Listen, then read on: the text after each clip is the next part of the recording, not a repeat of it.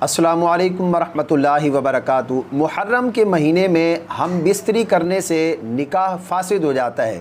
मुहर्रम के महीने में हम बिस्तरी करना क्या ये गुनाह है? आज की इस वीडियो में हम इस अहम मसले के बारे में जानेंगे कि क्या मुहर्रम के महीने में हम बिस्तरी करना ये जायज़ है?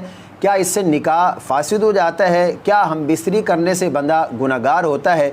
इस बारे में शरई हुक्म क्या है?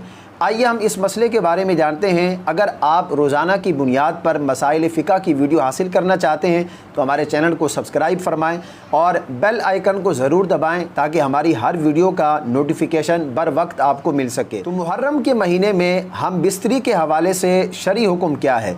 याद रखें, 5 वक्त यानी 5 हालतें ऐसी हैं कि जिस वक्त में हम बिस्तरी करना ये जायज़ नहीं है, हराम है।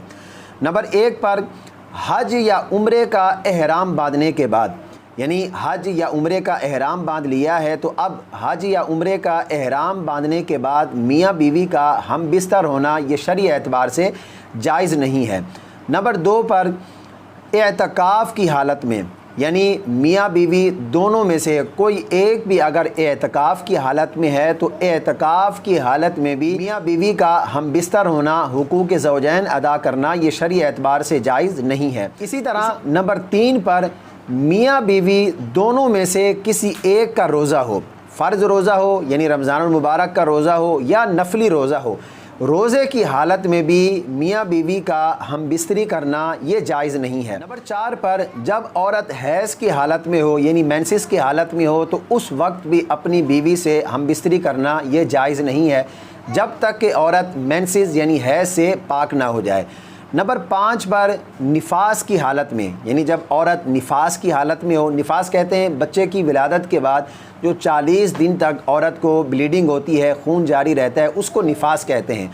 तो जब तक औरत निफास से पाक ना हो जाए उस वक्त तक अपनी बीवी से हम बिस्तरी करना ये शरई एतबार से जायज़ नहीं है। तो ये 5 हालतें ऐसी हैं कि जिस हालत में अपनी बीवी से हम बिस्तरी करना ये जायज़ नहीं है। इसके अलावा जिस दिन चाहें, जिस महीने में चाहें, बल्कि जब चाहें अपनी बीवी से हम बिस्तरी करना शरई एतबार से ये बिल्कुल जायज़ है। इसमें किसी किस्म का कोई हर्ज नहीं है। यानी मुहर्रमुल हराम के महीने में भी हम बिस्तरी करना ये बिल्कुल जायज़ है। तरह तरह की बातें लोगों के अंदर पाई जाती हैं कि इससे निकाह टूट जाता है, इस पर जो है वो कफ़ारा लाजिम आता है, मुहर्रम के महीने में हम बिस्तरी करने से गुनाह मिलता है। तो याद रखें, ये बिल्कुल लाइल्मी पर बातें हैं। इन तमाम बातों की कोई हकीकत नहीं है।